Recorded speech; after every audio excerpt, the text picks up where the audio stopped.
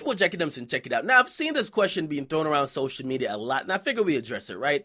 Is Tidal a fucking failure? Is it the biggest failure for Jay-Z since he last lost 92 bricks a couple decades ago? Now, we want a simple answer, so we would like it to be yes or no, but it's just not that simple. First question, what's a failure? I mean, a failure if you categorize it and compare it to Apple Music and Spotify, which are the leaders in the streaming market. Yes, Tidal is getting its ass kicked. You know why? Apple Music has 11 million paid subscribers, Spotify has 30 million paid subscribers, and Tidal just told us they're moving like a fucking snail pace. They only got 3. Now, is that a loss though? Because considering a year ago, they launched their service in the US and they only had 540,000 subscribers to begin with. Now they reportedly have 3 million. So they gained 2.5 million, okay? Now we've seen a lot of headlines around the companies that might not really make it look too good, because every day there's somebody being hired at Tidal, then fired at Tidal, somebody hired, there's a new CEO, he gets fired the next week. So that's not a good thing for Tidal. However, we see good things though, okay? Some good things and some good and positive press is that Kanye West and Rihanna both have dropped albums which are exclusive to the platform, and it brought in hundreds of thousands of people who are now subscribed to Tidal. Okay, so that's the dope thing about the exclusive releases or these co-owners, okay? Now, Kanye West even hopped on Twitter today to say, yo, Pablo did 250 million streams. Okay, so it was streamed 250 million times on the platform, which is only Tidal, because that's the only platform it's on at this point. And he's saying that we're pretty much doing good. Now, let's talk money for a second, because we all like to talk money, right?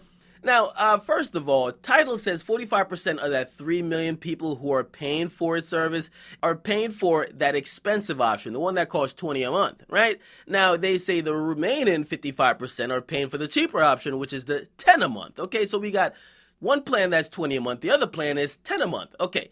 Now, if we do the quick math, we figure out that 27 million was made from the more expensive option, 16.5 was made from the lesser expensive option. These are kind of rough numbers, but they should be quite accurate if these numbers that we got from Tidal are accurate, and we could only rely on Tidal for accurate numbers. Now, it would make $43.5 million per month.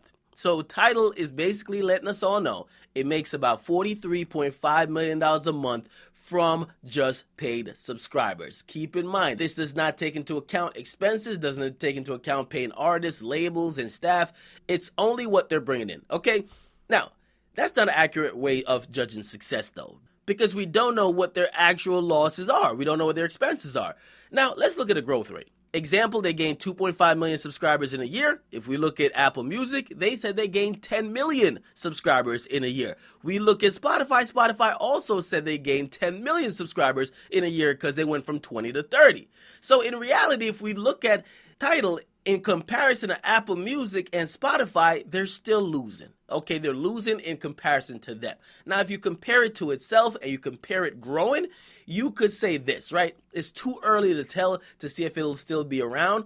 It doesn't look like it's going to really threaten Apple Music or Spotify, but will it still be around where it's like a solid number 3 spot in the streaming market, right? It's too early to tell. They gained 2.5 million subscribers in 1 year. The next year, we got to look at that growth rate. They should gain more than 2.5 in the next year. So next year from now, if they didn't gain another and it should be way more than 2.5, it should be about 4 or 5.